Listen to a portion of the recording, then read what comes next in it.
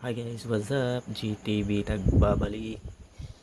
Ngayong video na to, i-explain ko sa inyo ang mga bawat weapon at mga gear na gagamitin at kung anong weapon na inyong imamatch doon. For example, naka-blade ka, may single blade dito, AM gun at boxing gloves. Kung naka-single blade ka, kung swords user ka, so ang gear na gagamitin mo ay dapat naka-ATK, attack type yan lahat, naka-attack, either magma or normal gear nga ATK, same nito, dapat naka-ATK din yung swords nyo, pati belt, lahat ng gear naka-ATK yan lahat, attack type, basta sword, attack type lahat gagamitin nyo.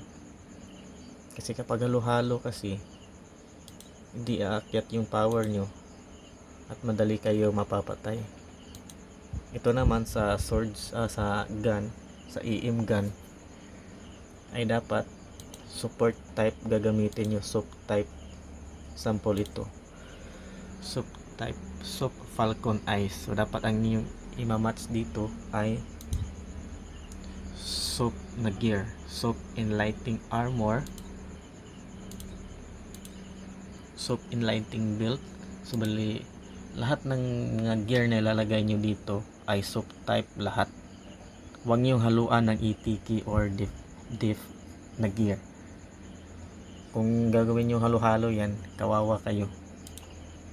Sunod naman dito ay yung boxing glove. Bihira lang gumagamit ito yung boxing glove kasi pang tank build to eh. Pag ito naman yung gagamitin nyo, dapat naka diff build kayo. Sample ito, naka diff build. So dapat diff din lahat ng mga gear nyo nasa baba.